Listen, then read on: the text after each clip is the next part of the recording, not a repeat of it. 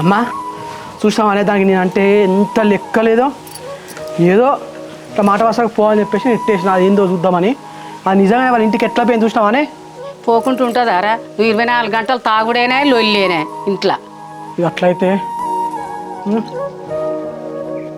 నాకు అది వద్దు, ఈ లొల్లొద్దు, ఈ పంచాయతీ వద్దు అమ్మ.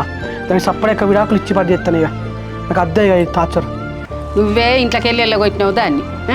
అది కాక నువ్వు ఎన్ని అన్నా భరించుకుంటా ఇంట్లో ఉంటుంది కానీ ఇంకోదా అంటే ఎప్పుడో వెళ్ళిపోవు. అదే అమ్మా, ఈ రోజున నీకు నీ కూడలు మంచిదైంది, అత్త మంచిదైంది, నేనే లుచ్చగాడినైనా. వాళ్ళ దగ్గర అది ఫోన్లో అట్లా మాట్లాడుతా అంటే వాళ్ళు ఏమనుకుంటారే? వాళ్ళే పెద్ద లుచ్చా నా కొడుకులు, వాళ్ళ దగ్గర నా గురించి మాట్లాడితే నేను ఎట్లుకుంటానే? ఇన్ని రోజుల కాడ నుంచి ఏం చేసినావో ఏం పోయినావో. నువ్వు మంచివాడు అయ్యి నువ్వు తాగుడు బంద్ చేస్తే అది ఎందుకు పోతుంది అక్కడికి చెప్పు? ఇదంతా కాదే అమ్మా, అది నన్ను కాదని చెప్పేసి అది ఎట్లా తెలిసిపోతుంది? ఇవాళ ఏదో ఒకటి తినాలనే అమ్మ.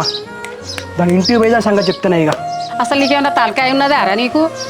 అది పోను అంటే ఎల్లు అని నెట్టేసి అక్కడి దాకా వెళ్ళగొట్టేసింది నువ్వేనైతివి. మళ్ళీ ఎట్లా వేయింది నన్ను కాదనుకుంటాను, మళ్ళీ నువ్వే అదైతేనవేంద్రా?